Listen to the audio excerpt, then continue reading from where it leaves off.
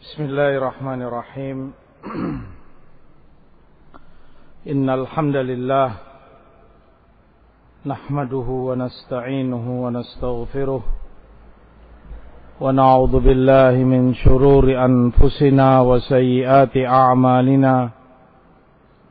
May yahdihillahu fala mudilla lahu wa may yudlil fala hadiya lahu.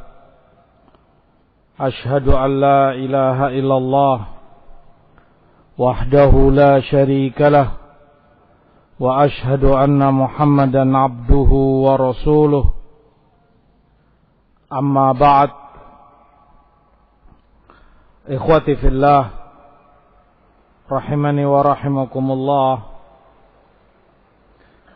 Kita melanjutkan kajian kita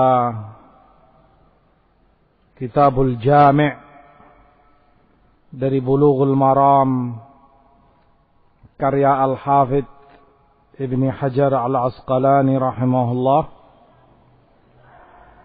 Kita masih pada bab Al-Adab, tentang adab.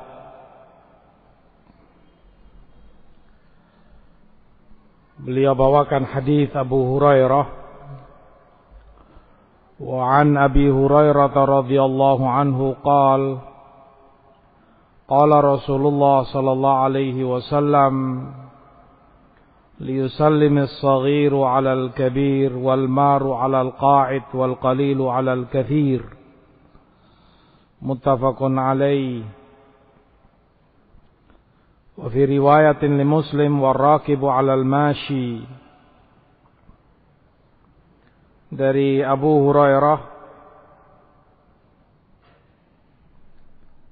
beliau berkata bahwa Rasulullah bersabda, hendaknya yang lebih kecil memberi salam kepada yang lebih besar, yang lebih muda hendaklah memberi salam kepada yang lebih tua,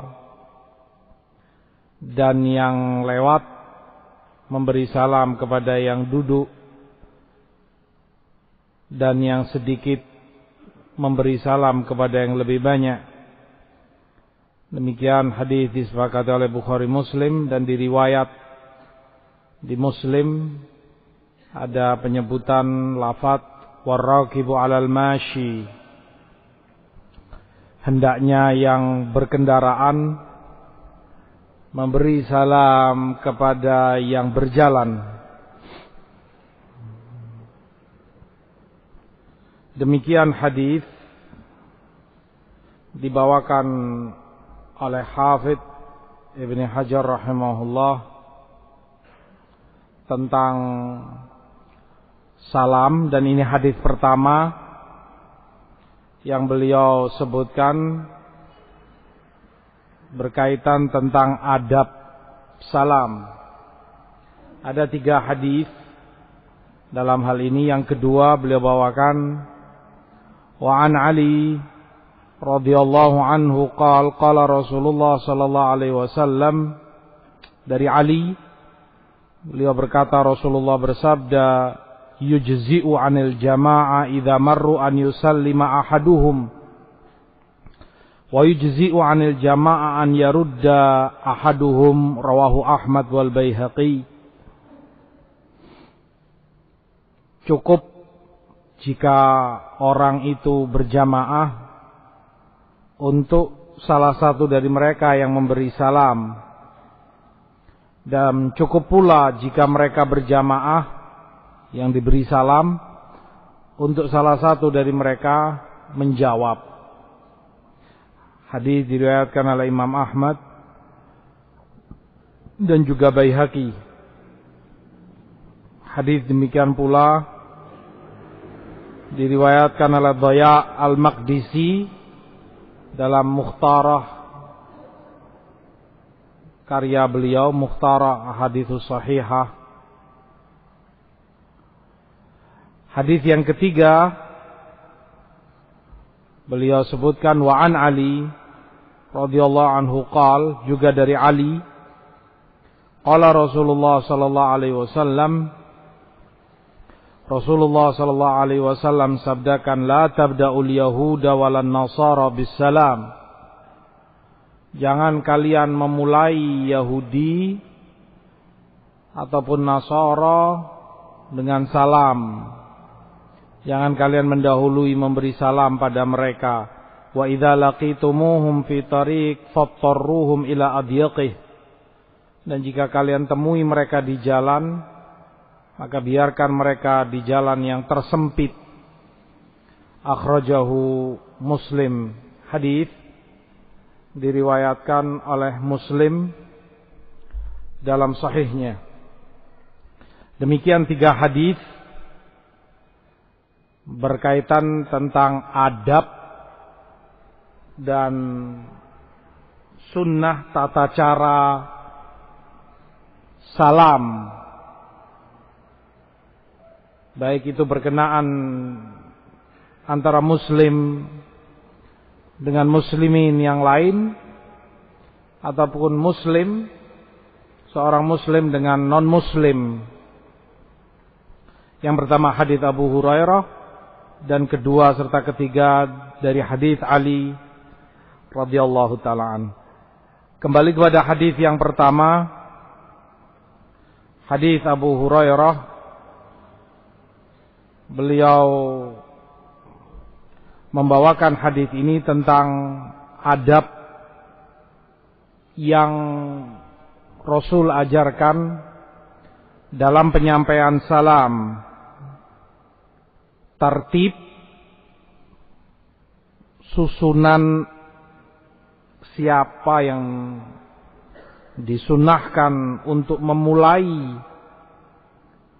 memberikan salam. Dalam hadis ada 4 perkara. Yang pertama,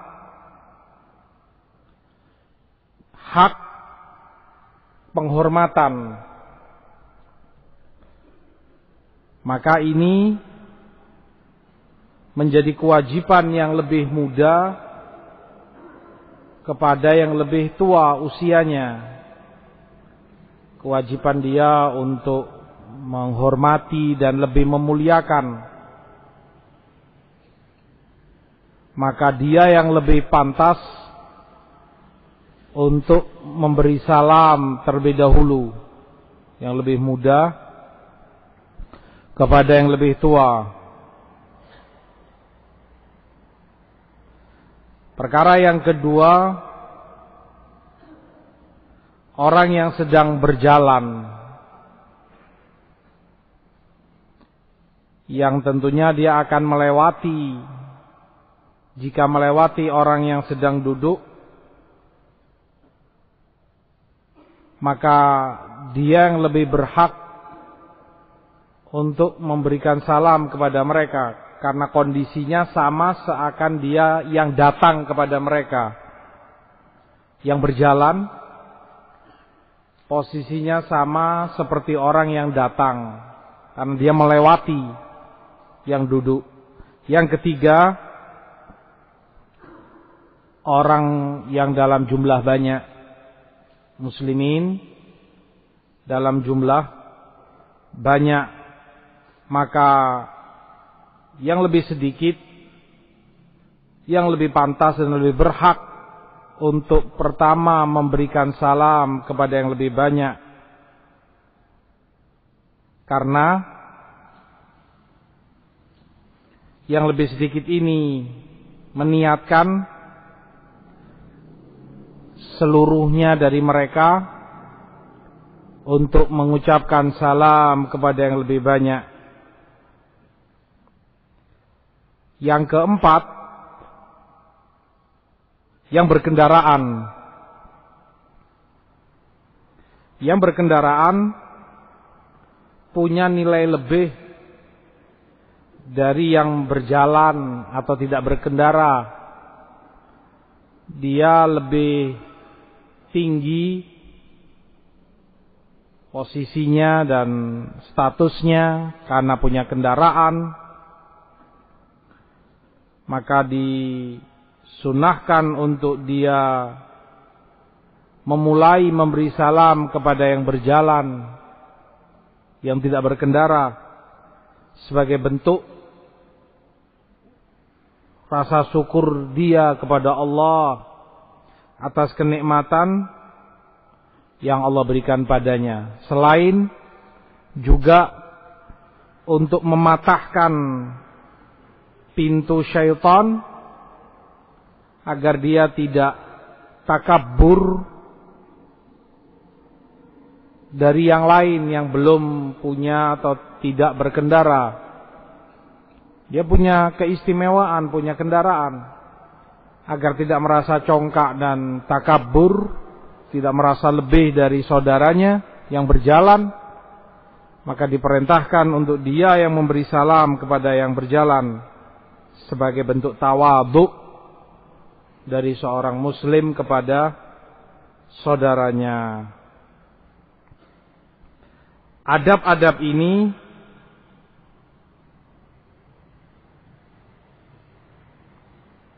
sebagai bentuk kesempurnaan seorang mukmin atau kaum mukminin dalam bermuamalah atau husnul muamalah, muamalah yang baik di antara mereka, disukai dan disunahkan demikian, sehingga kalaupun seandainya perkaranya dibalik, yang lebih banyak memberi salam terlebih dahulu kepada yang lebih sedikit, yang tua kepada yang lebih muda, yang berjalan kepada yang berkendara, labas, boleh-boleh saja. Karena inti permasalahan yang dikehendaki adalah ifsa'us salam, menyebarluaskan salam, dan telah didapati dengan itu. Jika yang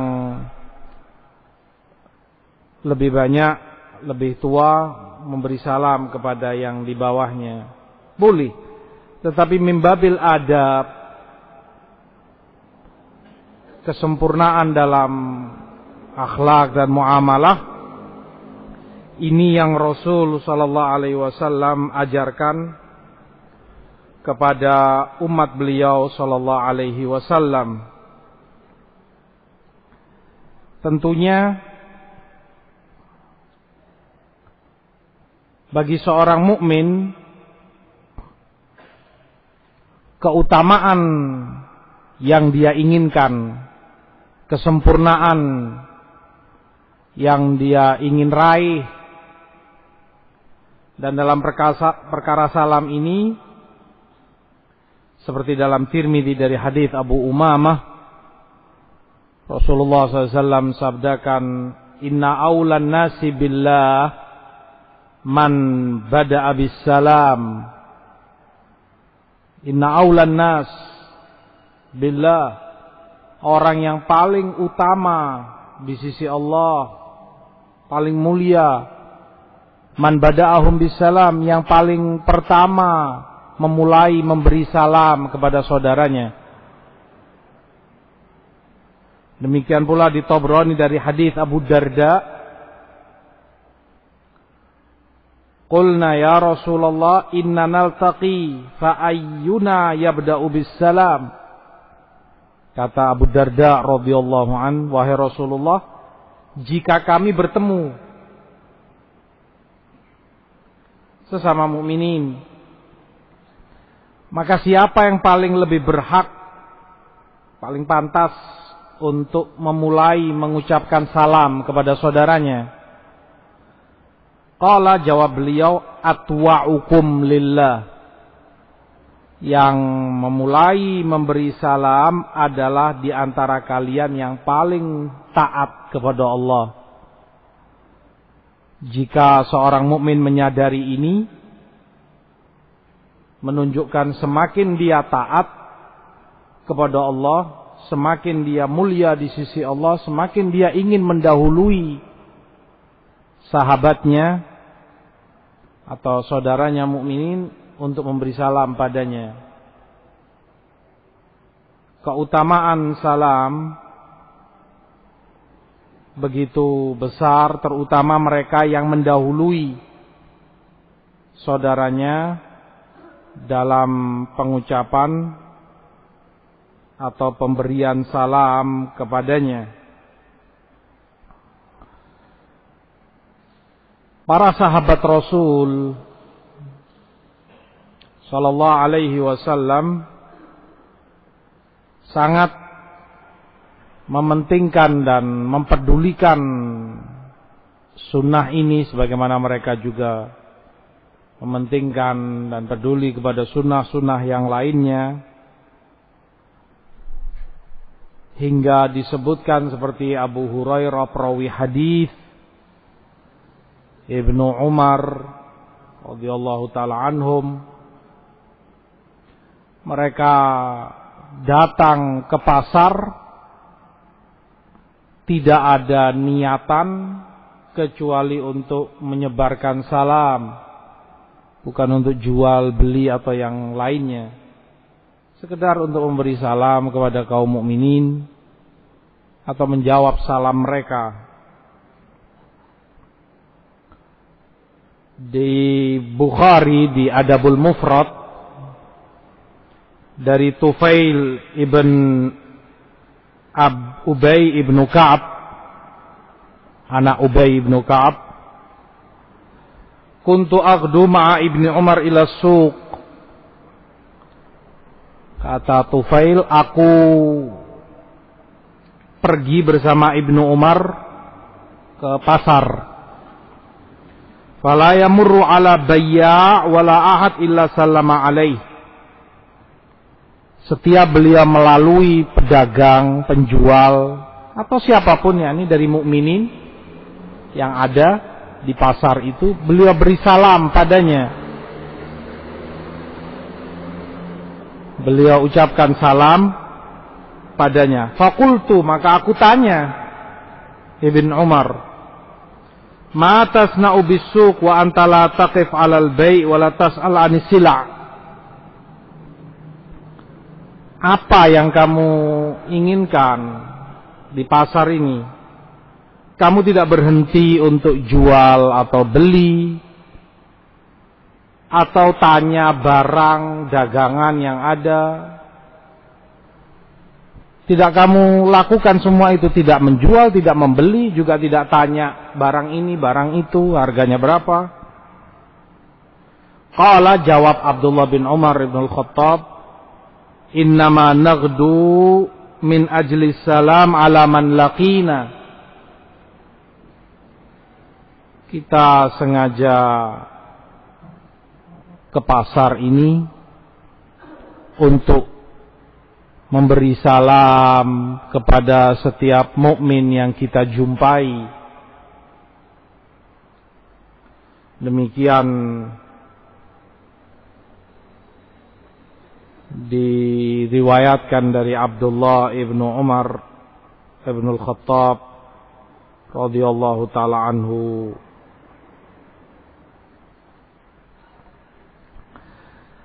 Kembali kepada adab yang dituntun oleh Rasul sallallahu alaihi wasallam dalam perkara salam ini, hikmah yang ada sebelumnya tentunya bagi seorang mukmin cukup baginya menjalankan ketaatan kepada Allah, kepada Rasulnya sallallahu alaihi wasallam. Dia tahu hikmahnya ataupun tidak, sudah cukup merupakan kebanggaan dan kenikmatan besar jika dia mentaati Allah dan Rasulnya dalam segala yang diperintah dan diajarkan kepadanya. Namun beberapa perkara ada hikmah yang bisa dipetik oleh seorang mukmin, dan itu menambah tumakninah dia, menambah keilmuan dan menambah semangat dia untuk beramal. Kata Imam Ibn Battal rahimahullah,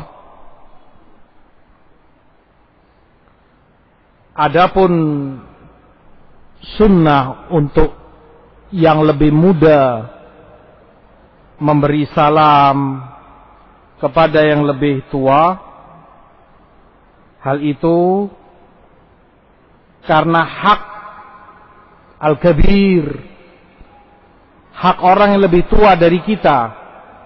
Dia punya hak yang harus kita tunaikan, yaitu tauqir, menghormati dia yang lebih tua dari kita, memuliakannya, dan kita bertawadhu, merendah di hadapannya karena dia punya keutamaan usia yang lebih tua dari kita. Ini tentang yang kecil atau yang lebih muda kepada yang lebih tua.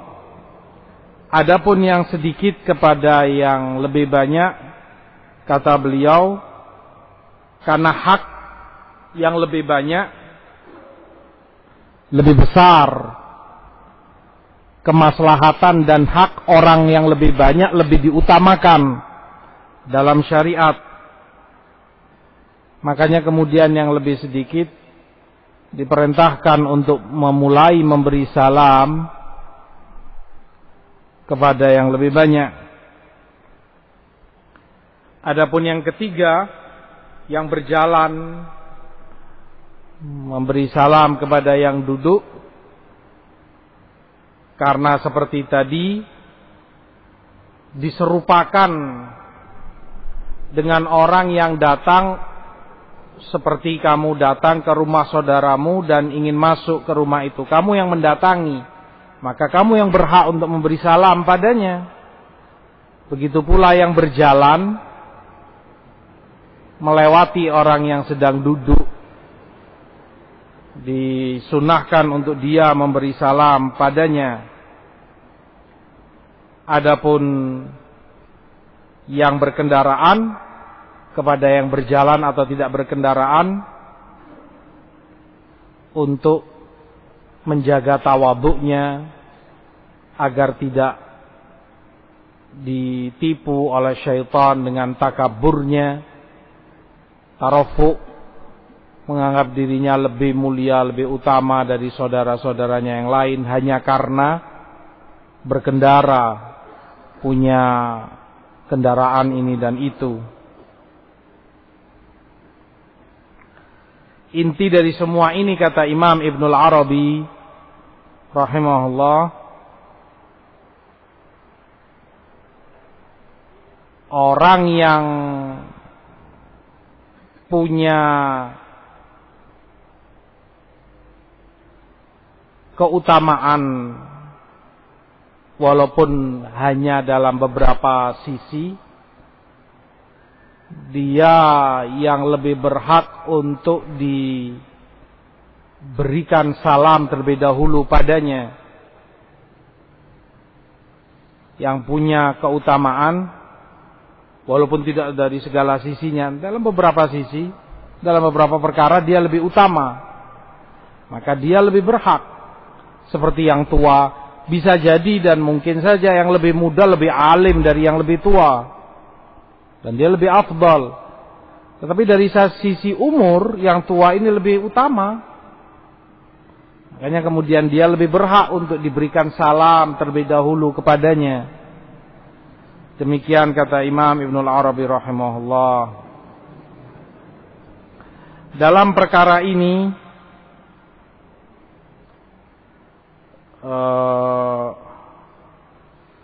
para ulama hadis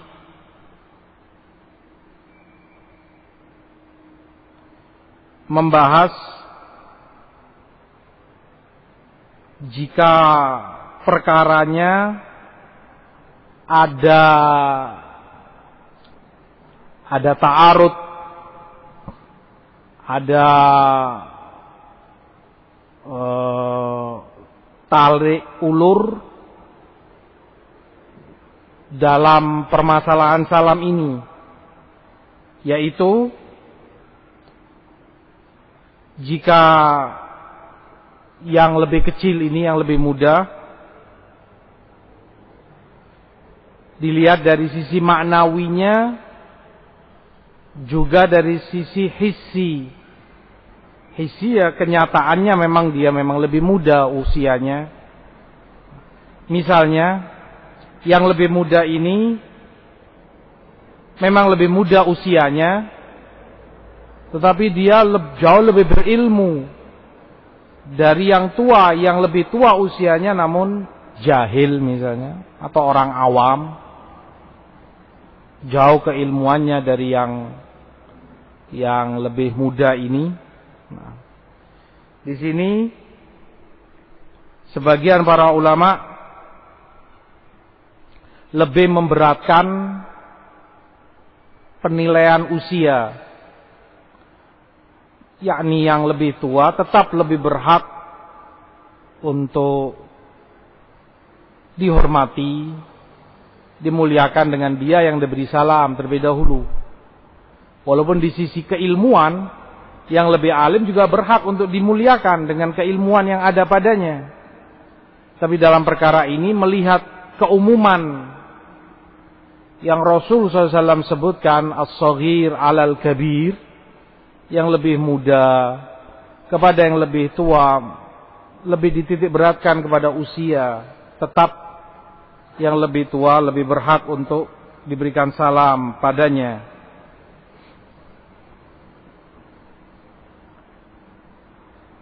Imam Ibnu Daqiqil Aid rahimahullah juga menyebutkan dalam perkara tarik ulur ini, perkaranya yang Rasulullah sebutkan ini, jika keduanya bertemu, ini kedua-duanya bertemu di jalan, maka yang muda ini yang memberi salam terlebih dahulu kepada yang lebih tua. Namun kata Imam Ibnu Daqiqil Aid, jika seandainya yang satu berkendara dan yang lain berjalan, misalnya yang tua menaiki kendaraan, mobil atau motor atau kuda atau onta, sementara yang lebih muda jalan kaki. Kata Imam Ibnu Daqiqil Aid, maka yang berkendara ketika itu lebih berhak untuk memberikan salam kepada yang berjalan.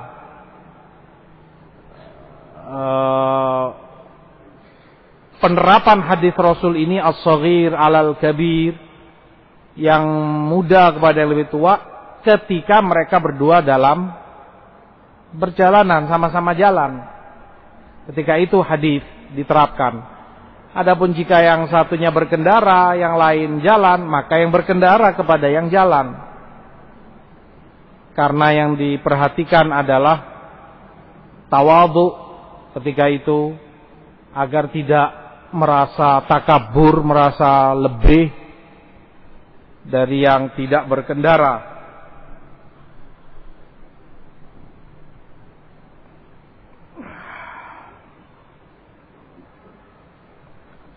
Demikian pula jika perkaranya kedua-duanya berkendara, kembali kepada hadis Rasul. Jika yang tua berkendara, yang muda pun berkendara, maka kembali kepada hadis ini, yang muda memberi salam kepada yang lebih tua. Tadi keluar dari pembahasan ini, jika yang tua berkendara sementara yang muda jalan, maka yang berkendara ketika itu lebih berhak untuk memberikan salam kepada yang lebih muda, walaupun dia lebih muda ketika berjalan kaki. Nah, dalam perkara ini dibahas pula oleh para ulama kaitannya pecahan atau cabang dari yang Rasulullah SAW sabdakan ini. Seperti tadi, berkendara dan jalan, tapi yang berkendara lebih tua, yang jalan lebih muda. Demikian pula mereka sebutkan jika yang berjalan tadi disunahkan untuk memberi salam kepada yang duduk, yang lewat hendaknya memberi salam kepada yang duduk. Yang mereka bahas, para ulama bahas, bagaimana jika yang lewat, yang berjalan jumlahnya banyak, sementara yang duduk jumlahnya sedikit. Dari satu sisi, yang lewat lebih berhak memberi salam kepada yang duduk, tapi dari sisi lain, yang lebih sedikit, yang duduk, lebih berhak memberi salam kepada yang lebih banyak yang sedang lewat, sedang berjalan. Ini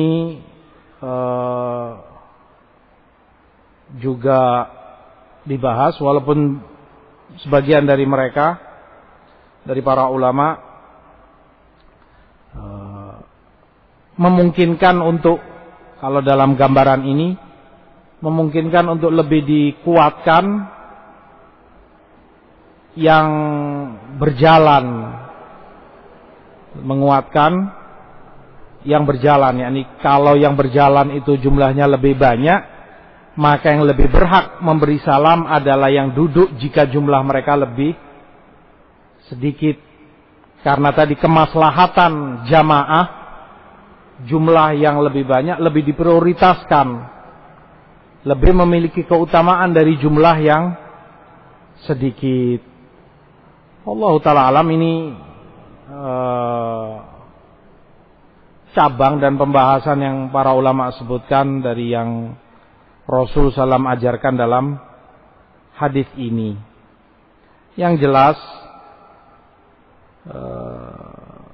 Rasul SAW mengajarkan semua ini untuk menghidupkan sunnah salam di antara kaum mukminin.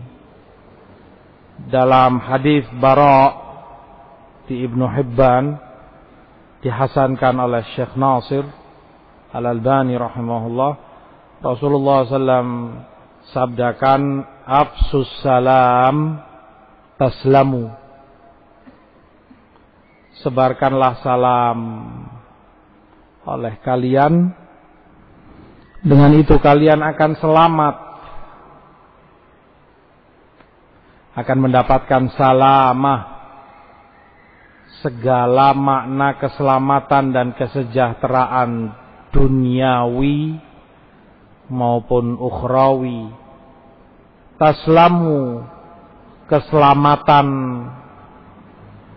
yang tampak maupun keselamatan yang batinah, keselamatan batin.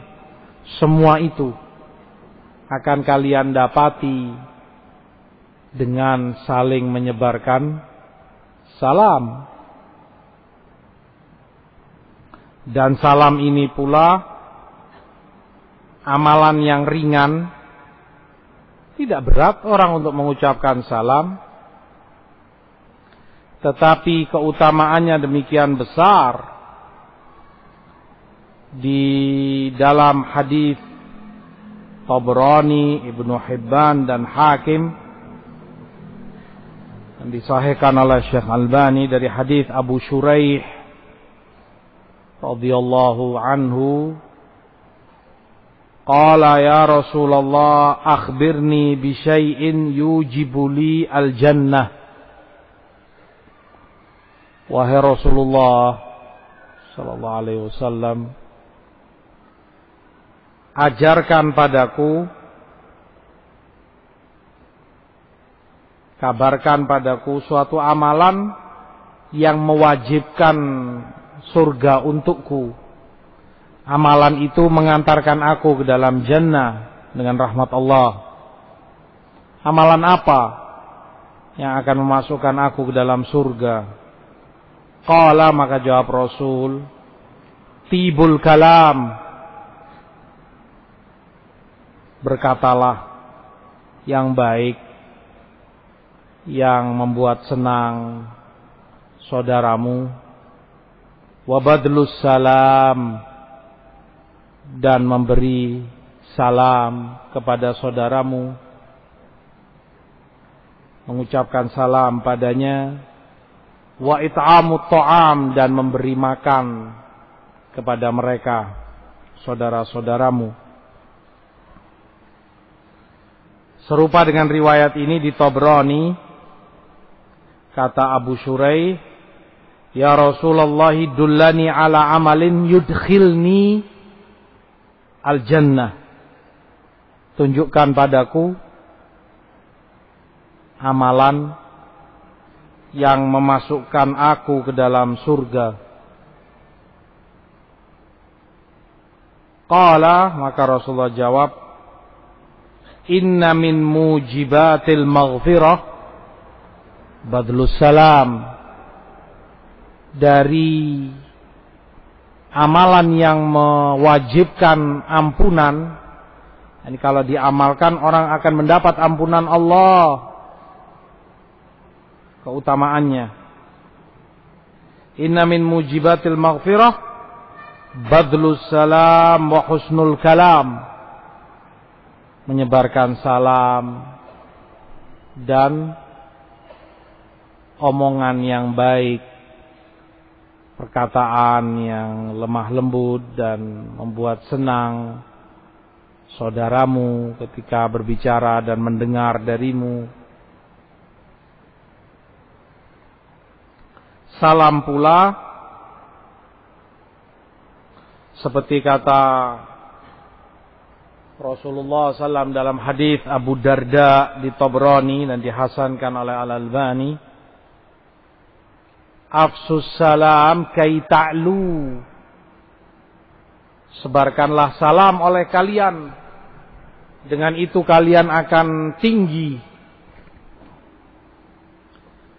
dengan itu kalian akan mulia,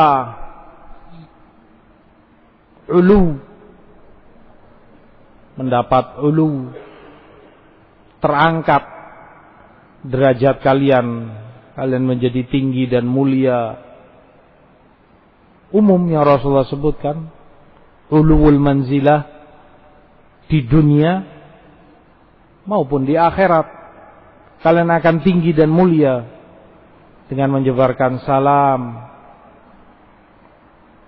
Makanya kata Amr bin As radhiyallahu ta'ala an, thalathu khisal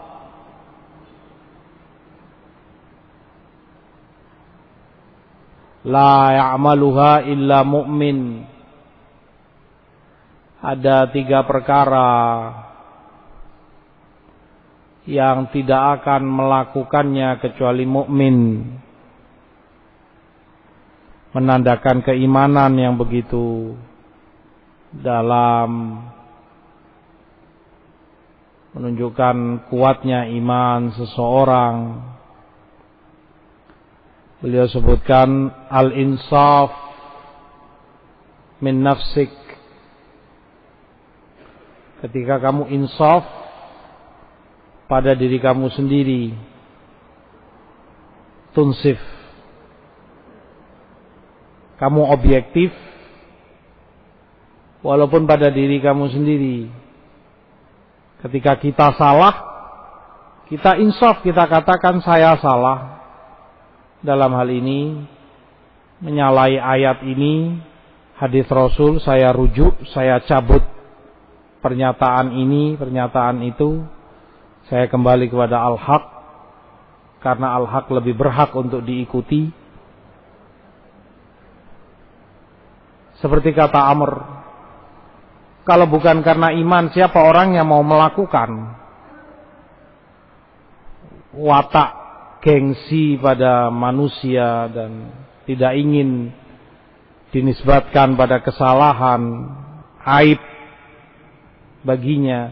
Hanya orang mukmin yang mau melakukan insaf walaupun pada dirinya sendiri. Yang kedua kata beliau, al-infaq minal iqtar. Berinfak dalam keadaan kamu butuh. Kamu sendiri miskin atau pas-pasan, berhajat. Kamu sangat butuh kepada uang itu atau harta itu, barang itu. Dan kamu infakkan mengharap wajah Allah semata. Kamu berikan kepada saudaramu, ithar kepada mereka. Dalam keadaan kamu sangat membutuhkannya. Juga kalau sekali lagi bukan karena iman, siapa yang mau melakukan? Buru-buru saya bantu orang lain, saya sendiri lebih membutuhkan. Kalau bukan karena iman, bukan dorongan iman, nggak akan orang mau melakukan. Dan yang ketiga kata Amr, badlus salam lil alam. Kamu ucapkan atau sebarkan salam kepada semua orang. Artinya semua orang mukminin yang kamu kenal ataupun tidak kamu kenal. Muslim, kamu beri salam padanya. Assalamualaikum. Assalamualaikum. Dan juga kalau bukan karena dorongan iman, siapa yang mau melakukan? Ngapain ngasih salam ke fulan gak kenal ini? Kebanyakan orang hanya memberi salam pada yang dia kenal saja. Al-muhim seperti kata beliau, 3 perkara itu hanya mukmin yang mau melakukan pertanda keimanan seseorang, tingginya iman dia atau bertambahnya iman dia kepada Allah Subhanahu wa ta'ala. Di Tabrani pula hadis hasan sahih kata Syekh Albani dari riwayat Abu Hurairah, Rasulullah sallallahu alaihi wasallam sabdakan, a'jazun nas man ajiza fid du'a. Orang yang paling lemah adalah orang yang paling lemah dalam berdoa. Tatah semangatnya untuk berdoa. Tidak ada husnudzonnya kepada Allah. Percuma saya doa, nggak akan dikabulkan. Atau sudah lama, berapa lama saya berdoa nggak dikabul-kabulkan, kemudian dia mutung. Orang yang paling lemah, a'jazun nas dalam perkara doa. Wa abkhalun nas man bakhila bis salam. Dan orang yang paling bakhil, yang paling pelit, orang yang paling pelit dalam perkara salam, tidak mau memberi salam, atau dia beri salam hanya kepada orang-orang tertentu yang dia kenal. Seperti kata Amr Ibnul As tadi, lil alam, salam itu kepada semua orang, mukminin tentunya, kepada segenap muslimin, saudara-saudara kamu yang kamu kenal ataupun tidak. Hadis kedua yang dibawakan oleh Hafidh dalam Adabus Salam, hadis Ali tadi, yujzi'u 'anil jama'ah idza marru an yusallima ahaduhum wa yujzi'u 'anil jama'ah an yarudda ahaduhum. Cukuplah dari jamaah itu jika mereka lewat, untuk salah satu dari mereka memberi salam. Cukuplah pula dari jamaah itu jika mereka banyak, untuk salah satu dari mereka yang menjawab. Hal ini lebih menegaskan bahwa memberikan salam adalah sunnah hukumnya, dan termasuk kifayah, sunnatul kifayah. Jika salah satu dari muslimin ketika mereka berjamaah 10 orang lewat atau berapa, cukup salah satu memberikan salam, gugur sunnah itu dari yang lainnya, mencukupi dari yang lainnya yang satu ini ketika memberikan salam. Walaupun jika semuanya memberikan salam afdol, tetapi jika ditanyakan kifayah, apakah mencukupi salah satu yang memberikan salam? Cukup. Dan yang lain telah gugur sunnah ini dari mereka. Dan menjawab salam pun fardul kifayah jika mereka banyak. Jika yang diberi salam itu berjamaah, lebih dari satu orang, maka fardul kifayah untuk menjawab. Jika salah satu menjawab, mencukupi dari yang lain, gugur kewajiban itu dari yang lain. Walaupun yang lebih afdal semuanya menjawab. Kamu berlima misalnya diberi salam, ya kamu semua kelima-limanya menjawab waalaikumsalam, afdal. Tetapi jika salah satu yang menjawab, kafa, sudah mencukupi dalam syariat Allah, kamu tidak dosa yang lain.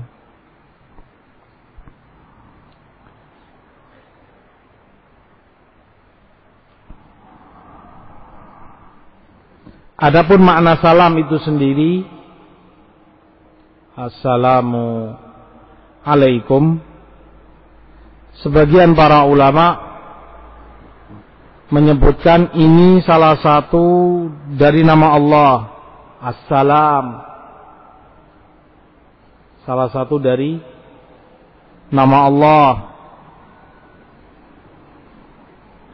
Sehingga ketika kamu ucapkan itu pada saudaramu, assalamu alaikum, makna yang kamu inginkan agar saudaramu itu dalam naungan Allah, dilindungi oleh Allah. Atau yang lain dari para ulama sebutkan makna salam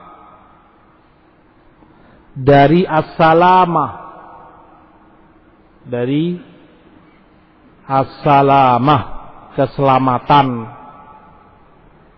Artinya dengan ini kamu mendoakan saudaramu yang kamu berikan salam untuk keselamatan itu terus bersamanya, untuk dia selalu bersama keselamatan dari segala kejelekan, dari segala yang tidak diinginkan. Salamah. Kata Imam Ibnul Qayyim, dan yang lebih tepat ya kedua-duanya, yaitu berzikir dengan kamu ucapkan assalamu alaikum, kamu berzikir dengan menyebut nama Allah, assalam, yang maknanya tadi kamu mendoakan agar saudaramu itu dalam perlindungan Allah.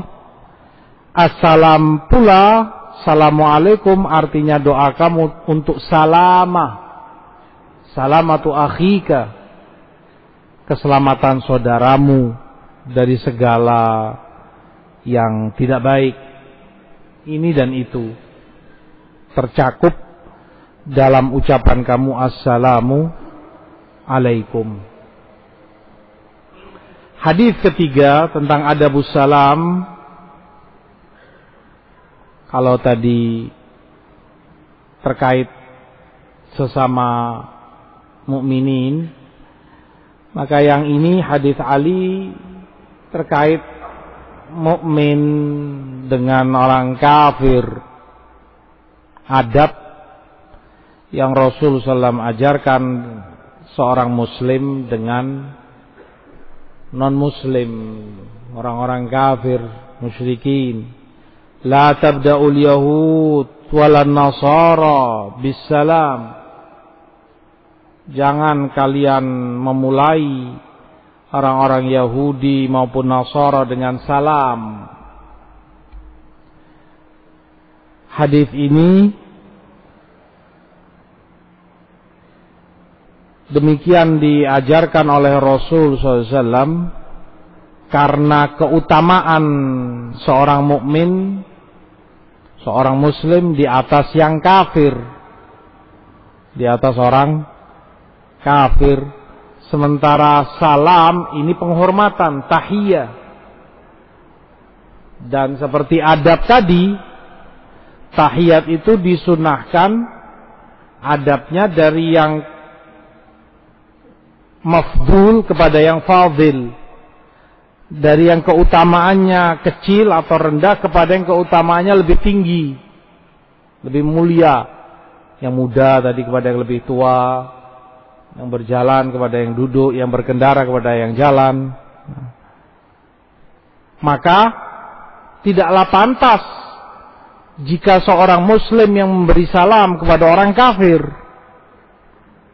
Terkesan sekali kalau yang kafir itu lebih mulia dari dia sehingga dia memulai memberi salam padanya. Makanya dilarang oleh Rasul SAW, la tabda'u.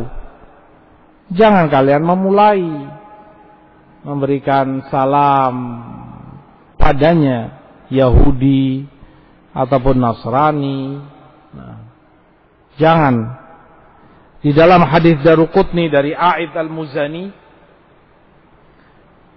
radhiyallahu an, Rasulullah SAW sebutkan, al-Islamu ya'lu wa la yu'la.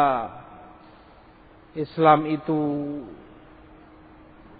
tinggi, mulia, dan tidak ada yang melebihi. Tidak ada yang ketingginya melebihi Islam. Tidak akan ada yang kemuliaannya mengalahkan Islam. Maka enggak dibenarkan untuk seorang muslim memulai memberi salam kepada orang kafir.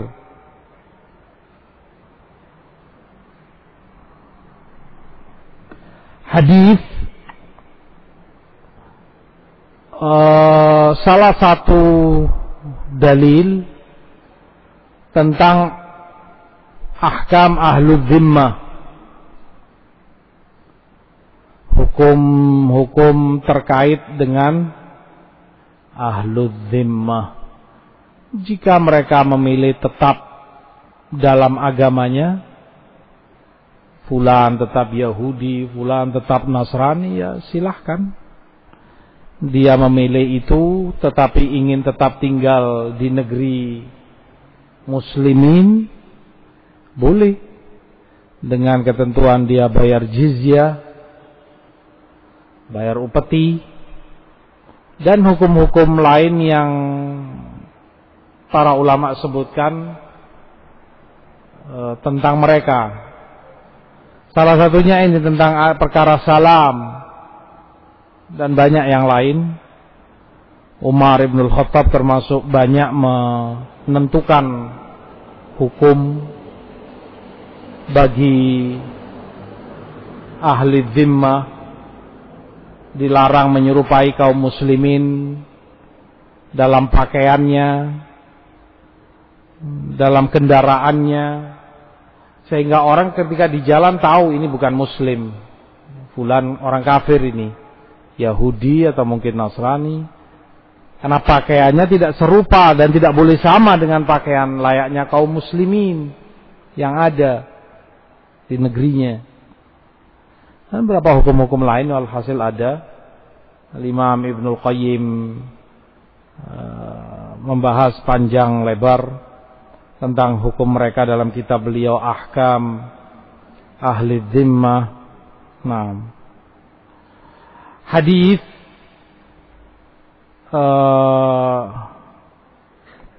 juga mengajarkan, wa idza laqitumuhum fi tariq fatarruhum ila adyaqi. jika mereka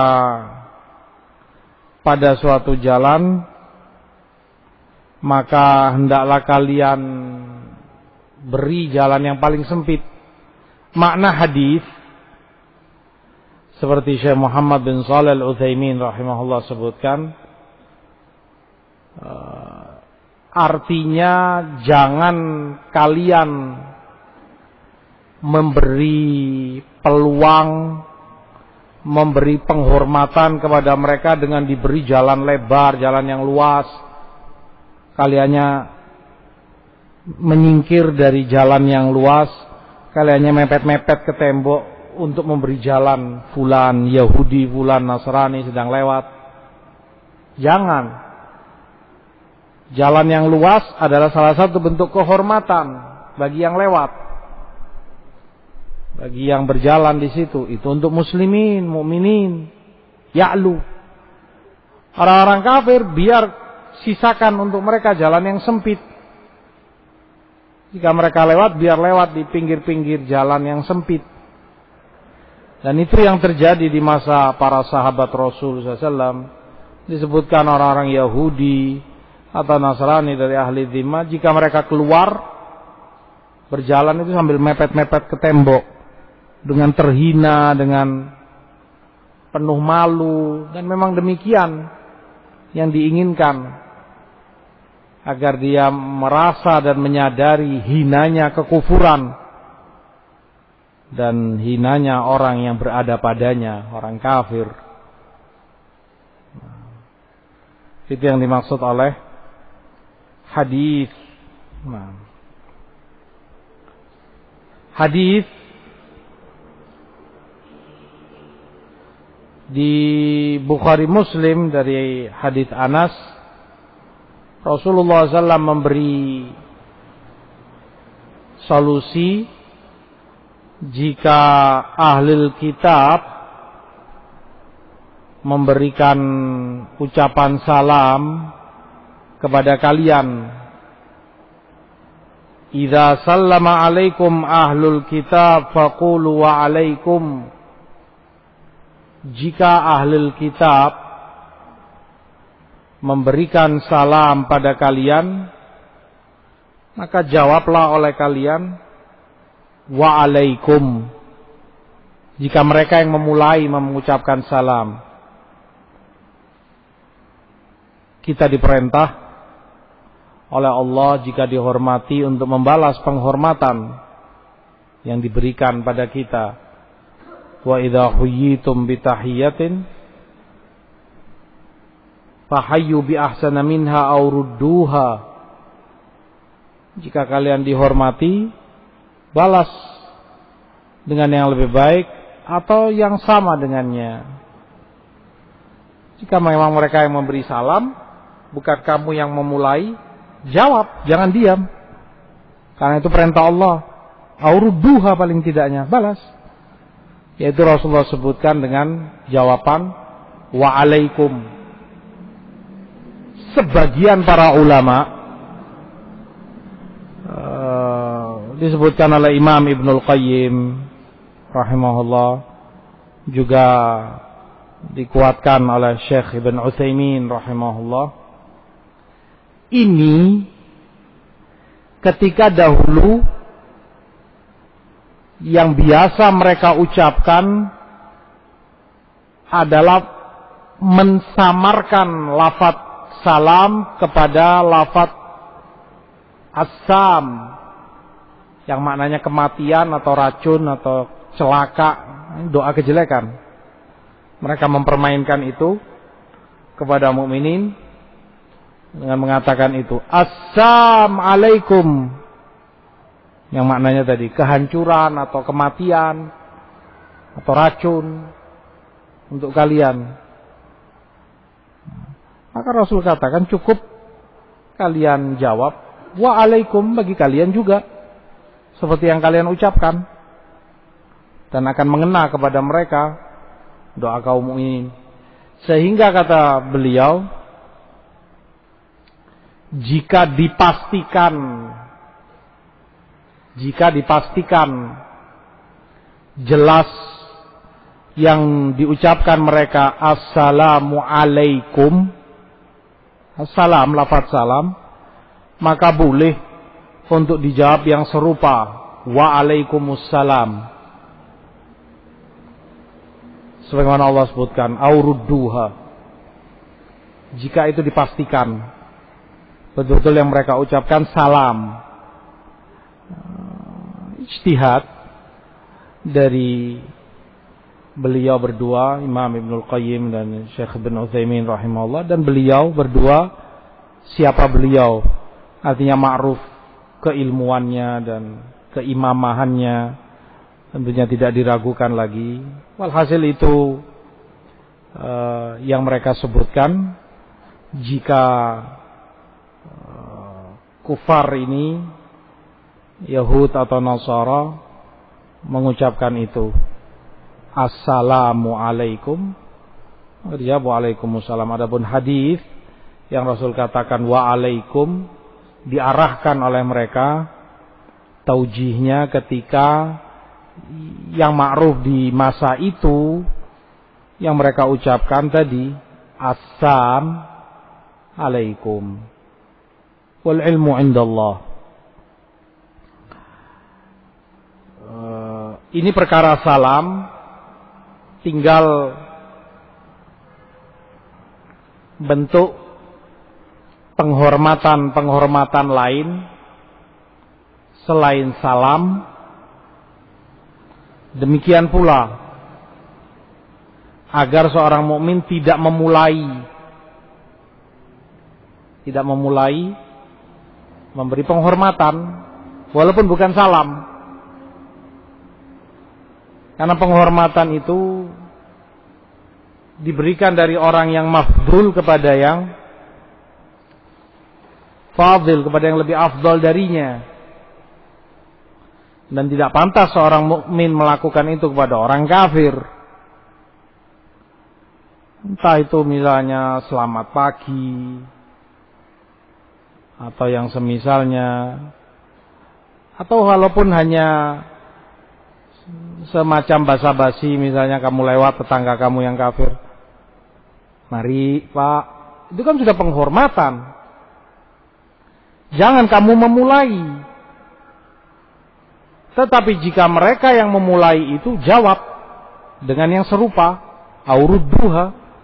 Kalau mereka bilang mari selamat pagi, kamu jawab mari pagi juga. Ini pertama. Yang kedua, seperti diriwayatkan dari Imam Ahmad rahimahullah, jika dilarang memulai memberikan salam kepada mereka, maka terlebih-lebih lagi jika seorang mukmin bertanya tentang ini itu, kabar, perkembangan atau kesehatan orang kafir ini. Misalnya ketemu dia yang Nasrani atau yang Yahudi, gimana kabarnya Pak? Sehat? Keluarga bagaimana? Sehat semua? Kata Imam Ahmad, hadza asyad.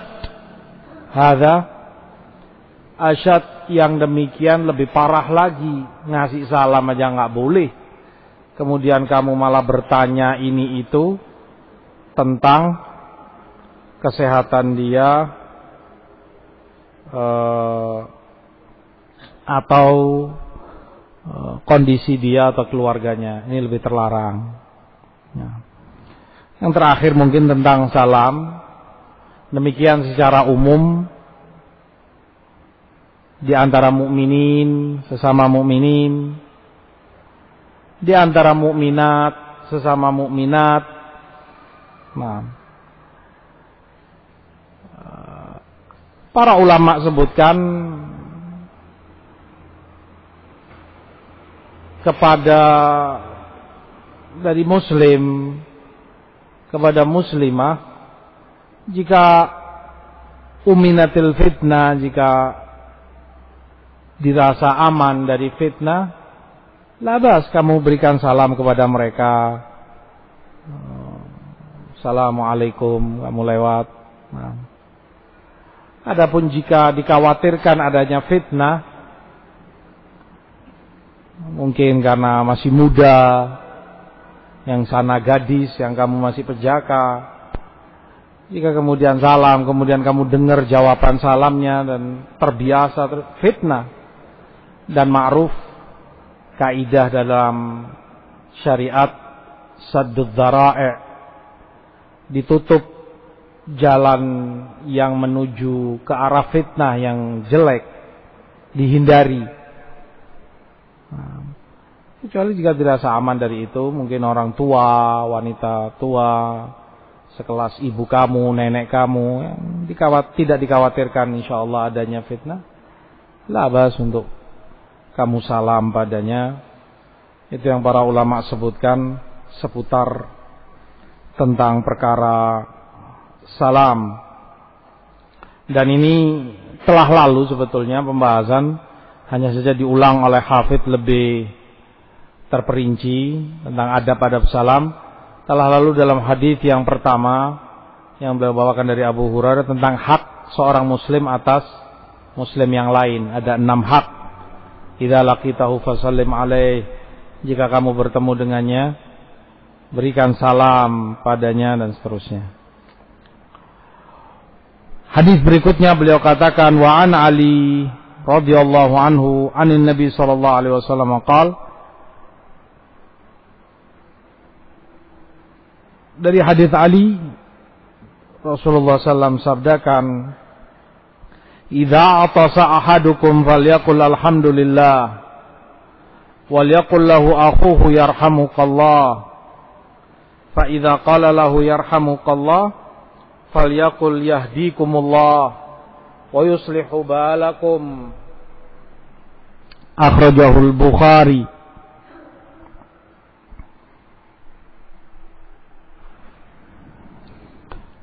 Jika salah seorang dari kalian bersin, hendaklah dia katakan alhamdulillah. Dan jika dia katakan itu hendaknya saudaranya yang benar, hendaklah saudaranya yang mendengar itu menjawab yarhamukallah.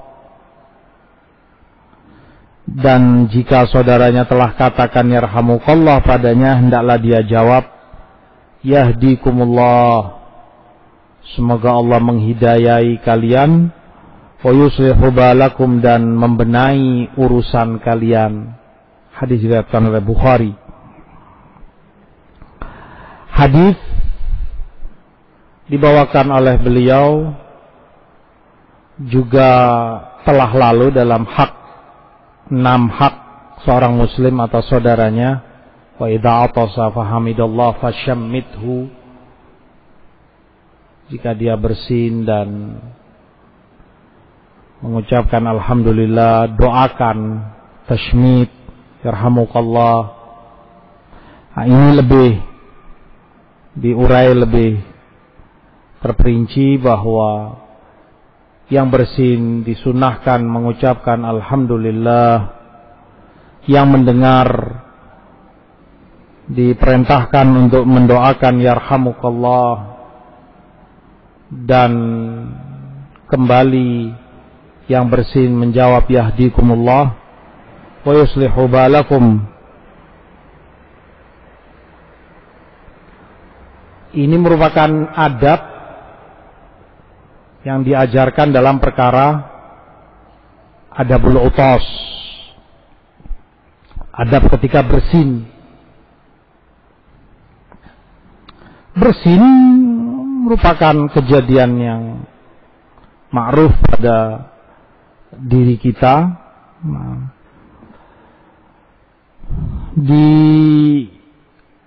Disunahkan untuk yang bersin itu mengucapkan alhamdulillah, memuji Allah, bersyukur kepada Allah yang telah memudahkan baginya untuk keluarnya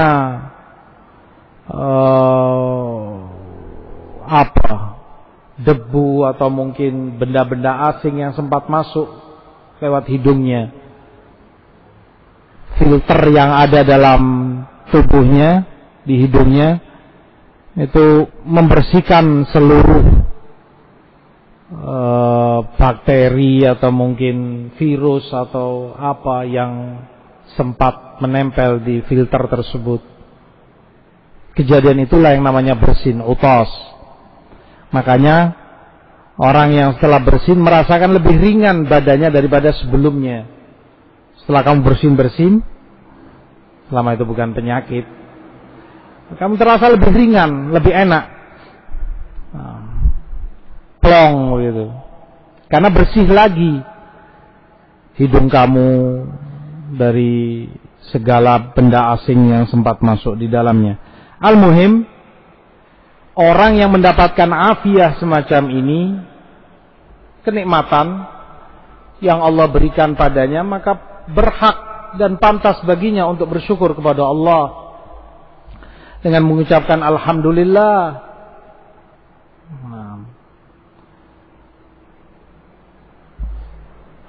Bersin ini, kata Imam Ibnu Hubairah, pertanda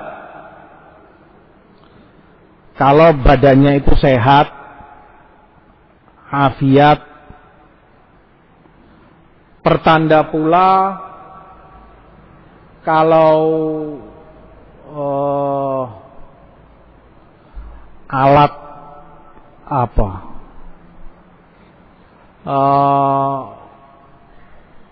anggota-anggota tubuh dia yang dalam, normal, dan dalam keadaan baik, dalam keadaan sempurna, juga menunjukkan kekuatan dia stabil.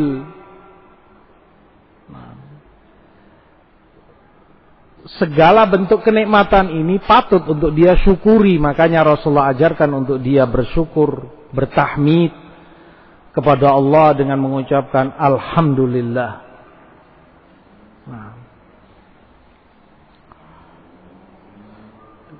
Di Bukhari, Rasulullah SAW sebutkan, innallaha yuhibbul utas wa yakrahut tatha'ub. Allah itu cinta bersin dan membenci menguap. Para ulama sebutkan karena bersin tadi pertanda kalau orang itu sehat, dan setelah bersin lebih ringan badannya, sehingga dia pun lebih, vitalitasnya bertambah, lebih semangat, lebih giat dalam beribadah, dalam amalan atau aktivitas dia. Beda dengan tafa'ub, orang yang menguap seringnya itu menunjukkan beratnya jasmani dia, telah kendor urat-urat saraf yang ada di tubuhnya. Selain seperti mereka sebutkan, ahlinya, menunjukkan kurangnya oksigen dalam proses bernafasnya, sehingga orang menguap-nguap, ngantuk, bawaannya lesu, kemudian tidur. Beda dengan bersin. Dari sisi itu kemudian Rasulullah sebutkan, Allah itu cinta bersin dan membenci tatha'ub. Di dalam hadis Rasul sallallahu alaihi wasallam memerintahkan kepada saudaranya yang mendengar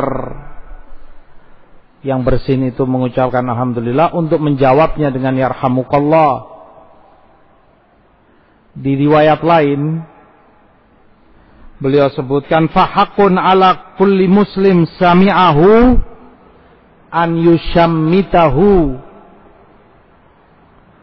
Kewajiban setiap muslim yang mendengarnya untuk mendoakan dia tadi, yarhamukallah. Sehingga hadis tampak seperti kata Syekh Ibn Utsaimin, kewajiban ini kepada masing-masing individu, ain, wujubul ain, bukan fardul kifayah. Kalau seperti salam tadi, sebagian jawab cukup, yang lain gugur dosa, gugur kewajiban darinya. Adapun ini beda, karena yang Rasulullah sebutkan ala kulli man sami'ahu, kewajiban setiap yang mendengar. Selama kamu mendengar 10 orang misalnya, ya semuanya berkewajiban untuk menjawab yarhamukallah. Syaratnya tadi sami'ahu, dia mendengar saudaranya itu mengucapkan alhamdulillah.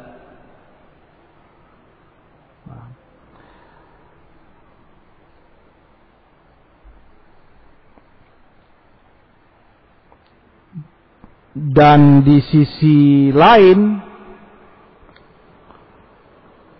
yarhamukallah, tentu doa agar kamu mendapat rahmat, kasih sayang dari Allah. Dan kamu yang bersin diperintahkan untuk membalas doa kebaikan saudaramu itu dengan doa yahdikumullah wa yuslihu balakum. Semoga Allah memberi hidayah kalian dan membenahi urusan kalian, sehingga kalian tidak berhutang budi kepada saudaramu. Dia mendoakan baik, kamu balas dengan mendoakan baik pula. Rasulullah SAW sebutkan, man asda ilaikum ma'rufan fakafi'uh, yang memberi kebaikan kepada kalian apapun, fakafi'uh, beri mukafa'ah, beri balasan yang sepadan. Dia mendoakan kamu, ya balas dengan doa. Makanya sebab itu para ulama mengingkari jika doa ini diberi tambahan ini itu. Sebagian orang awam mereka tambahi dalam doa ini yang bersin, setelah didoakan yarhamukallah mereka ucapkan biasanya yahdina wa yahdikumullah wa yuslihu balana wa balakum. Semoga Allah memberi hidayah kita yang bersin dan kalian yang mendoakan. Semoga Allah membenahi urusan kami yang bersin, juga urusan kalian yang mendoakan. Ini zalim, gak adil. Saudara kamu ketika mendoakan kamu murni untuk kamu, yarhamukallah, semoga Allah rahmati kamu. Kamu ketika membalas doa itu, kamu sertakan diri kamu. Lain perkaranya kalau misalnya saudara kamu itu mengatakan yarhamunallah wa yarhamukum misalnya, semoga Allah merahmati kami dan kalian yang bersin. Tapi kan tidak, ketika dia doakan kamu murni untuk kamu, yarhamukallah, semoga Allah merahmati kamu. Maka yang seharusnya seperti yang Rasulullah ajarkan, kamu pun murni membalas doa untuk dia, yarhamukallah, yahdikumullah wa yuslihu balakum, semoga Allah beri hidayah kalian dan benahi urusan kalian. Jangan sertakan diri kamu dalam doa itu, gak adil namanya. Selain itu, adab yang terkait dengan bersin pula diriwayatkan oleh Abu Hurairah di Abu Dawud dan Tirmidzi. Kana Rasulullah sallallahu alaihi wasallam idza atasa wada'a yadahu aw thawbahu ala famih. Jika beliau bersin, beliau letakkan tangannya atau pakaiannya di mulut beliau sallallahu alaihi wasallam. Adab di dalam bersin selain yang disebutkan dalam hadis ini tentang doa. Untuk menutupi mulut dengan tangan ataupun dengan kain, baju, atau kalau kamu pegang tisu, sapu tangan atau yang lain yang jelas ditutupi.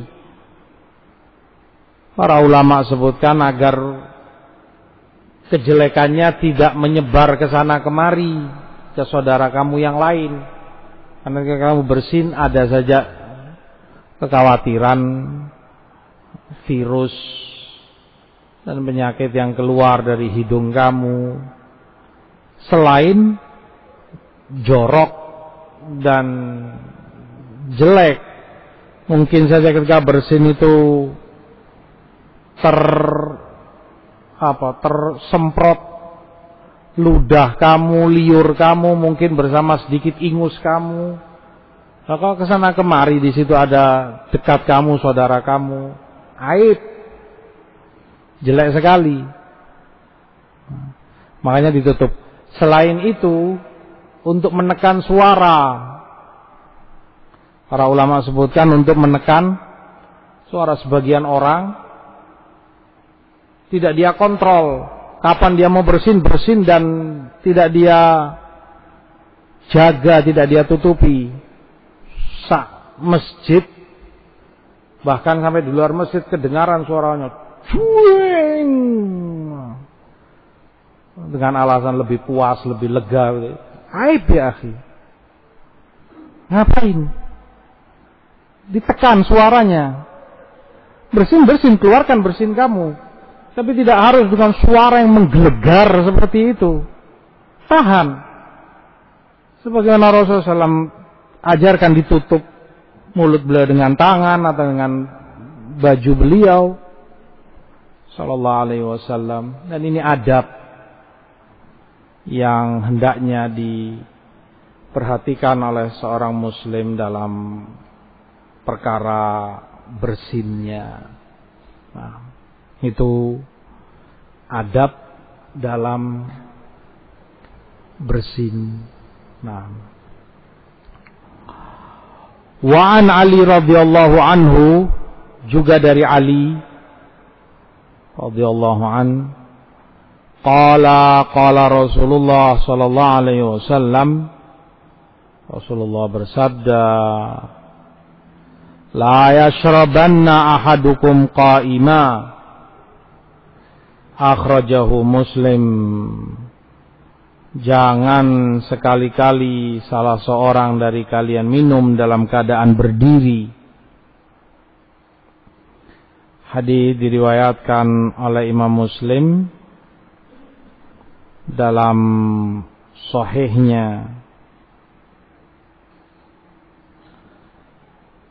Hadis ini adab pula yang Rasul sallallahu alaihi wasallam ajarkan dalam perkara minum, adabus syurb atau adabul asyribah. Dalam urusan minum diatur, kita dididik oleh Rasul SAW dengan adab-adab yang mulia. Hadis di lafaz lain seperti di Imam Nawawi sebutkan, ada juga disebutkan dengan lafaz di Bukhari, naha an yashrabar rajulu qa'iman. Rasulullah melarang seorang itu minum dalam keadaan berdiri.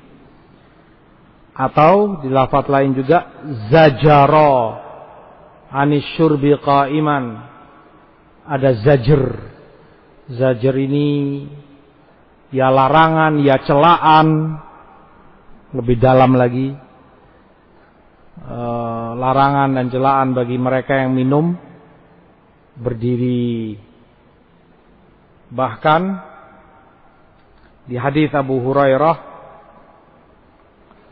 la yashrabanna ahadukum qa'ima, Faman nasiya falyastaki. Jangan kalian minum berdiri, dan barang siapa lupa minum dengan berdiri, maka hendaklah dia muntahkan, hendaklah dia keluarkan lagi yang dia minum. Menunjukkan kerasnya larangan ini, sangat ditekankan sekali larangan ini, hingga Rasul pun menyuruh untuk dimuntahkan jika terlanjur orang itu minum berdiri karena lupa.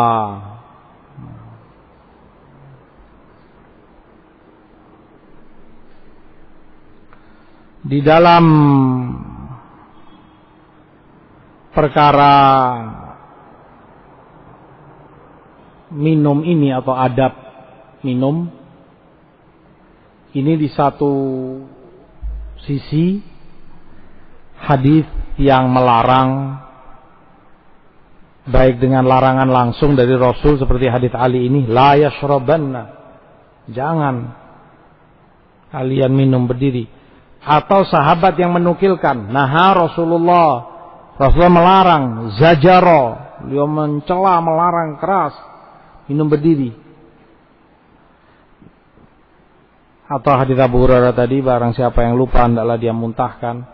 Di sisi lain, sunnah, yang di dalam sunnah, bukan sunnah hukumnya, di dalam sunnah tersebutkan pula bahwa Rasul Shallallahu Alaihi Wasallam minum dalam keadaan berdiri. Antara lain dari hadis Ibnu Abbas, saqaitu Rasulullah Shallallahu Alaihi Wasallam min Zamzam fashariba wa huwa qa'im. Aku yang memberi minum Rasul Sallallahu Alaihi Wasallam air Zam-Zam, maka beliau pun minum dalam keadaan beliau berdiri. Juga riwayat Ali, hadis Ibnu Abbas di Muslim dalam sahihnya, riwayat Ali juga di Bukhari, anna Aliyan syariba qa'iman, bahwa Ali, perawi hadis ini yang meriwayatkan dari Rasulullah larangan untuk minum berdiri. Disebutkan bahwa Ali minum dalam keadaan berdiri. Wa qala, kemudian Ali katakan, ra'aitu Rasulullah fa'ala kama ra'aitumuni fa'altu. Begitu aku lihat Rasulullah lakukan seperti kalian lihat aku melakukan, yaitu minum dengan berdiri. Aku melihat Rasulullah lakukan itu, minum berdiri, makanya kalian lihat aku minum juga dalam keadaan berdiri. Nah, dari hadis-hadis ini kemudian para ulama mentaufikkan, menjamak dan mengkompromikan dua sisi riwayat ini, dua sisi sunnah. Yang satu melarang bahkan keras, bahkan sampai nyuruh dimuntahkan.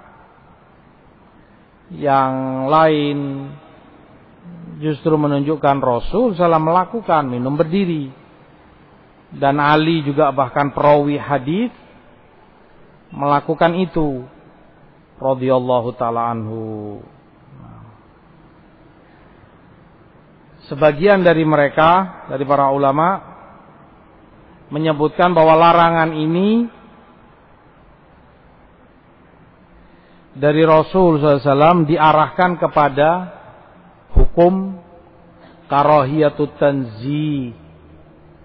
Artinya larangan itu hukumnya nggak sampai haram, tetapi makruh tanzihi, makruh tanzihan. Ya, ini lebih suci, lebih baik untuk kamu tinggalkan.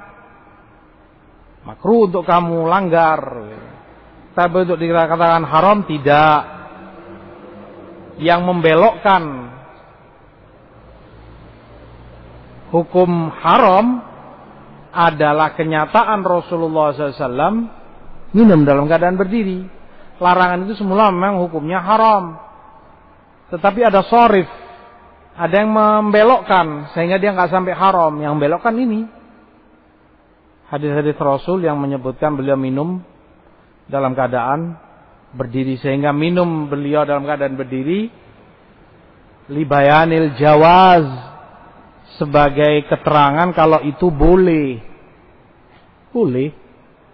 minum dalam keadaan berdiri, tetapi lebih suci, lebih baik untuk kamu dalam keadaan duduk. Nah, sebagian yang lain mengarah kepada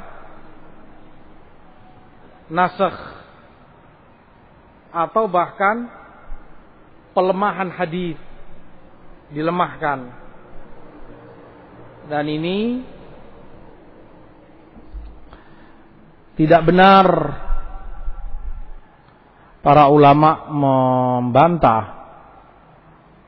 selama sunnah itu bisa dijamak,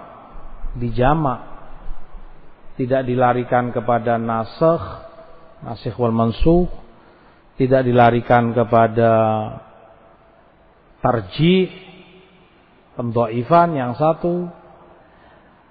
Karena dengan jamak, dengan dikompromikan, ditaufikkan, ditemukan, dua sisi dalil itu terpakai dan teramalkan. Ya, yang ini kamu amalkan, yang ini juga kamu amalkan. Gak ada yang kamu buang. Artinya gak ada yang kamu sisihkan. Kamu amalkan ini dengan pengertian begini, kamu amalkan ini dengan pengertian begini. Dua-duanya diambil. Makanya jamak, jumhur para ulama ketika ada riwayat yang tampak sepintas ada ta'arud, ada pertentangan, yang pertama mereka ambil adalah cara penjamaan. Berbeda dengan ulama Ahnaf, fuqaha madhab Hanafiyah, yang lebih memilih pertama itu untuk ditarjih. Jika ada dua nas yang berbeda, maka yang pertama dilakukan adalah mentarjih. Mana yang lebih berat, mana yang lebih kuat, itu yang diambil.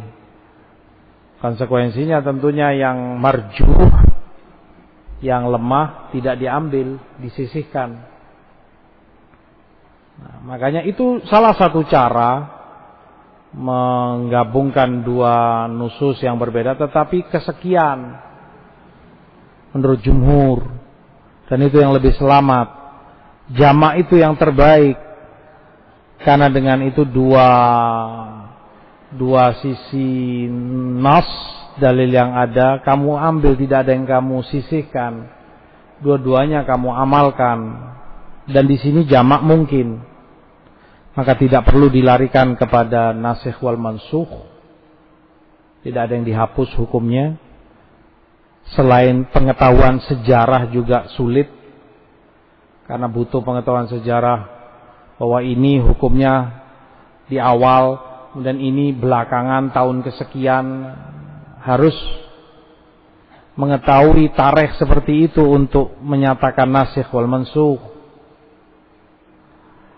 Tidak pula dilarikan kepada tarjih.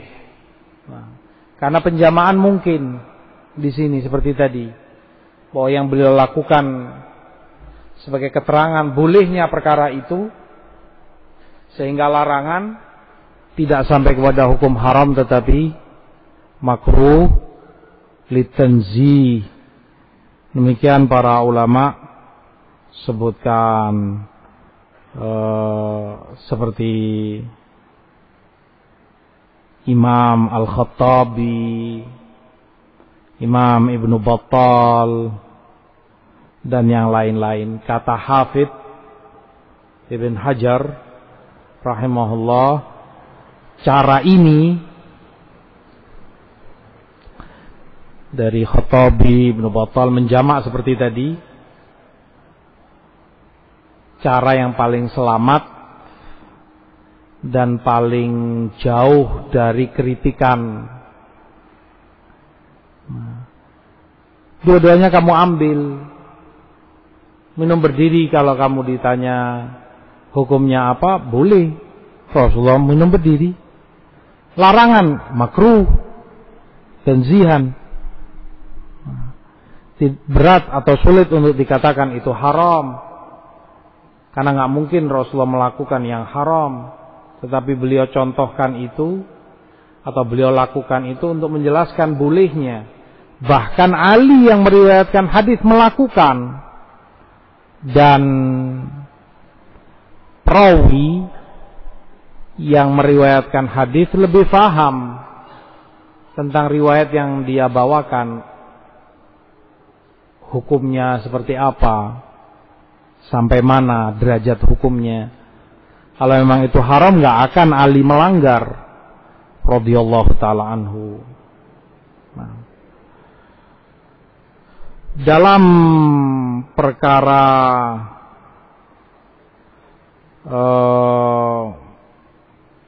minum atau adab minum ini,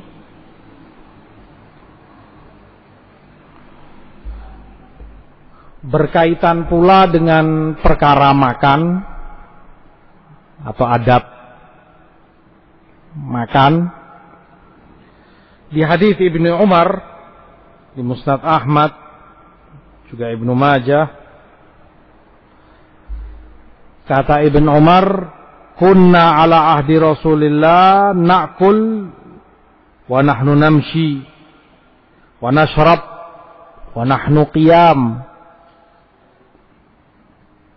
Kami di masa Rasulullah SAW, para sahabat makan dalam keadaan kami jalan, dan kami minum dalam keadaan kami berdiri. Demikian Ibnu Umar menukilkan dari para sahabat, kunna, kami, para sahabat Rasul sallallahu alaihi wasallam. Nah, ini hadis atau asar Ibnu Umar ini oleh sebagian ulama dijadikan pegangan sebagai nasakh, penghapus hukum larangan Rasul minum berdiri. Namun seperti kata Hafidz, dia tidak memiliki kekuatan sebesar itu untuk berhadapan dengan larangan-larangan Rasul SAW untuk minum berdiri. Kalau dinyatakan nasakh berarti gugur, ini mansukh, sudah terhapus hukumnya, nggak terpakai larangan minum berdiri. Padahal kekuatannya nggak sekuat itu. Yang ini di Bukhari, di Muslim, larangan-larangan tadi untuk minum berdiri, bahkan di Rasulullah katakan untuk dimuntahkan jika orang lupa untuk minum dalam keadaan berdiri. Maka nggak benar juga kata Hafidz untuk dinyatakan kalau larangan-larangan ini telah mansukh. Kalau dikatakan telah terhapus juga tidak tepat. Nah, kesimpulannya seperti kata Imam Ibnul Qayyim dalam Zadul Ma'ad, wa kana min hadihi asyurbu qa'iman. Dan dari petunjuk Rasul SAW, minum itu dalam keadaan duduk. Dalam keadaan duduk. Hadza kana hadiyuhul mu'tad. Itu petunjuk Rasul SAW yang terbiasa dan seringnya beliau lakukan demikian bersama para sahabatnya. Itu yang ma'ruf.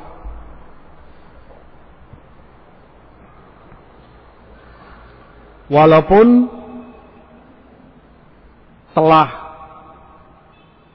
sahih di Bukhari, di Muslim bahwa beliau melarang umatnya untuk minum dalam keadaan berdiri, bahkan tadi diperintahkan untuk dimuntahkan.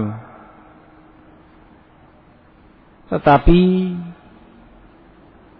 seperti tadi bahwa didapati Rasul SAW dan juga dari para sahabatnya, termasuk salah satu perawi hadis ini, larangan Ali minum dalam keadaan berdiri. Makanya tidak ada cara lain kecuali dijamak, disatukan antara riwayat-riwayat yang ada ini, bahwa itu menunjukkan bolehnya.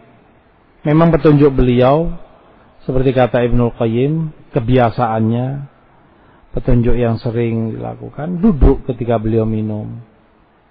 Nah, itu yang disebutkan oleh beliau. Kata Imam rahimahullah, Imam Ibnul Qayyim, dari sisi lain hikmahnya, minum berdiri itu ada afatnya, ada kejelekan yang dikhawatirkan, yaitu orang tidak akan mendapati puas secara sempurna, puas dalam minum. Roy, lawan dari dahaga, itu nggak akan dia dapati sempurna kalau dia minum dengan berdiri. Nah, yang kedua,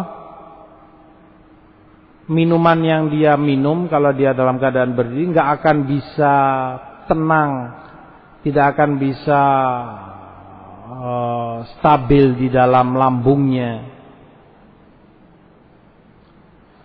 sehingga sulit untuk hati, untuk liver membagi ke seluruh tubuh, mensuplai air yang diminum ini ke seluruh tubuh kalau dia dalam keadaan berdiri, karena akan cepat turunnya. Kamu dalam keadaan berdiri, tentunya derasnya air itu lebih cepat turun, sulit bagi ginjal, bagi hati untuk mengatur sedemikian rupa. Nah,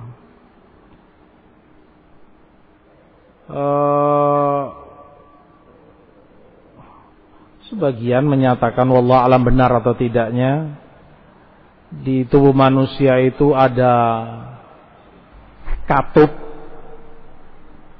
yang mereka sebutkan namanya apa gitu, strigel atau struggle begitu. Nah, katup itu membuka dan menutup, pengaturan. Kalau itu orang minum dalam keadaan berdiri, kalau dia sering seperti itu, katup ini akan terbuka kalau dia dalam keadaan berdiri, mempersulit ginjal untuk mengatur air yang diterima, dan akan mempercepat proses pengkristalan pada ginjal, jadi terjadi batu ginjal dan yang semisalnya. Waliyadzubillah. Benar atau tidak, wallahu alam, itu teori kedokteran. Tetapi yang terpenting bagi seorang mukmin, Rasulnya SAW melarang umatnya untuk minum dalam keadaan berdiri, dan sangat keras larangan beliau, walaupun seperti para ulama sebutkan tadi, hukumnya kepada makruh tanzih. Nah, adapun perkara makan, atau sebelumnya beberapa riwayat dari para sahabat, juga banyak yang lain. Antara lain Imam Malik bawakan di Muwatta bahwa Umar ibn al-Khattab, Ali bin Abi Thalib, Utsman bin Affan kanu yashrabuna qiyaman, mereka minum dalam keadaan berdiri. Demikian pula dibawakan dari Ibnu Syihab bahwa Aisyah, Ummul Mukminin, Sa'ad bin Abi Waqqas, keduanya tidak menganggap, menyatakan boleh-boleh saja ketika seorang minum dalam keadaan berdiri, labas, kata Aisyah dan Sa'ad bin Abi Waqqas. Juga kata Abu Ja'far Al-Qari, aku melihat Abdullah bin Umar bin Khattab minum dalam keadaan berdiri. Dari sini dan riwayat-riwayat yang tadi tentang Ibnu Umar katakan kami minum dalam keadaan berdiri, dari sekian banyak sahabat juga makan dalam keadaan kami jalan. Kata Hafidz, kalau makan dalam keadaan berdiri ini tidak ada khilaf di kalangan para ulama tentang bolehnya makan dalam keadaan berdiri. Riwayat-riwayat yang ada menunjukkan dari Rasul dan para sahabatnya minum berdiri, berarti itu jaiz, hukum boleh. Adapun larangan itu diarahkan kepada istihbab. Ini mustahab, disenangi, disunahkan untuk kamu itu duduk kalau minum. Seperti kata Imam Ibnul Qayyim tadi, itu petunjuk Rasul yang terbiasa, sering dilakukan. Sekaligus itu petunjuk kepada yang lebih sempurna, kepada yang lebih baik bagi umat beliau sallallahu alaihi wasallam. Demikian cara penjamaan yang dilakukan oleh para a'immah di dalam perkara adab minum dari sekian hadis yang berbicara dan menyebutkan tentang adab minum. Disebutkan ini oleh Ibnu Hajar, disimpulkan dalam bait syair beliau, "Idza ruhta tashrabu faq'ud tafuz li sunnati safwati ahli al-Hijazi." Jika kamu ingin minum, duduklah.